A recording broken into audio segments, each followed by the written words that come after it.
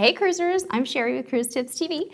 Welcome to our weekly vlog. We hope you're enjoying summer as much as we are. We are enjoying swim lessons and barbecues and family bike rides and milking every last bit out of this beautiful summer weather.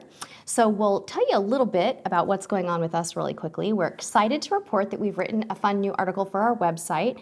You will want to check it out right away over at cruisetipstv.com. I'll give you just a little teeny tiny hint. It has to do with music and it's a lot of fun, so be sure to check that out. And now this week in cruise news, we have a fun little tidbit for you. This one really warms my heart.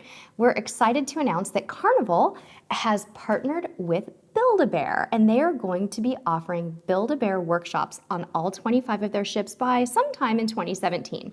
So that should be a lot of fun. Now here's the part that I think is just amazing. Some of the proceeds from the Build-A-Bear workshops will go to St. Jude Children's Hospital, and I think that's awesome. So be sure to keep an eye on that. I think the prices for the bears will probably be pretty similar to what they are on land. They'll probably start at about $20 for the bear and more on top of that for the outfits and accessories, which should be a lot of fun. It'll be interesting to see what they come up with in the way of outfits and accessories for a cruise. Wouldn't it be funny if they had like little captain outfits for the bears? Anyway, I think that'd be adorable. So let's watch for that.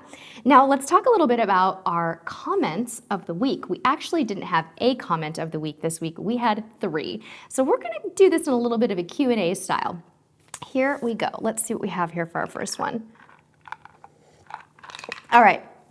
For our first comment, Sydney Forrester asks us, if booking for a family or group, what would you say is the best cruise destination? Okay, now that's a tricky one because there's no right answer, Sydney. One of our subscribers, Cruise Planners, chimed in and gave a really great and thorough answer on this, so I'm just gonna offer my take on it and my opinion. And what we like to do in these situations is just give you some tools to help answer the question, maybe without giving you the answer, because again, there's no right answer. So number 1, if it were me, I would try to pick a cruise port that was relatively close to where I live to reduce the stress and the travel cost, especially if you're traveling with a large group, right? So if you live near a port, great. If not, maybe check for ports that are within a short flight. That'd be number 1. Number 2, think about what your party likes to do and what you're looking for. Do you like beaches and warm weather? If you do, maybe I'd suggest the Caribbean or Mexican Riviera. If you're more into sightseeing and relaxation, maybe think about a cruise like Alaska. Alaska is awesome for a group, it's awesome for families, it's really majestic, lots of opportunities for sightseeing and family time. But remember, both of these warm weather and cool weather destinations will offer both opportunities, relaxation, adventure, so you can't go wrong. I would say though, Sydney, if you can afford it, that's our refrigerator, by the way. It's making ice. I will wait a moment. All right, now that you're done, refrigerator.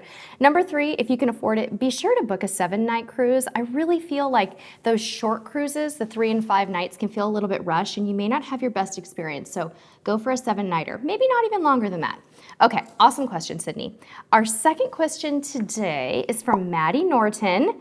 And Maddie asks, which cruise line has the best cabins for low prices? Well, Maddie, if you search high and low, you probably, if you have some date flexibility, will be able to find really good deals on just about any line. But generally, the low price leaders, from what we've noticed, would be Carnival and Norwegian. So you know, Carnival's cabins are going to run a little bit larger for the price, and you might be able to afford a balcony on Carnival, where you wouldn't be able to on some other lines. But we also love Norwegian for bargain cruising because they have killer mini suites. We love the mini suite category. They have bathtubs. They have a little more space. They have fold-out couches for a 3rd person or 4th person in your room, and they're awesome. So it's a tough decision. Do your research. Try to think about date flexibility because cruises are more expensive during certain times of the year. So make that a focus and enjoy the planning. Awesome question, Maddie. And our last question today comes from Ainsley Mitchell. And Ainsley wants to know if we could go on any cruise and money was no object, where would we go and on which cruise line? Well, my bucket list, Ainsley, my bucket list cruise, absolute dream would be a world cruise, but that's kind of a no-brainer. Who wouldn't want to go on a world cruise? So I would say my second choice there would probably be Tahiti and her islands, maybe aboard the MS Paul Gauguin or Princess or any other line really that sails to Tahiti and her islands. That would be wonderful. I have a dream of seeing Bora Bora one day. We had hoped that we would get to do that maybe on our 5-year wedding anniversary, but we're approaching our 20 year and we haven't been able to do that, so we gotta start saving some money.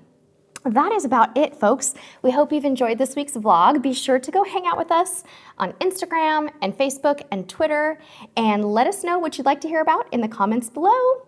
And until next time, we'll see you on the high seas. Bye!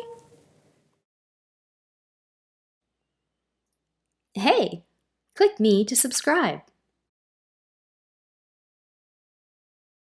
That fridge, every single time, it makes ice every single time we're filming. Have you noticed that? Aish.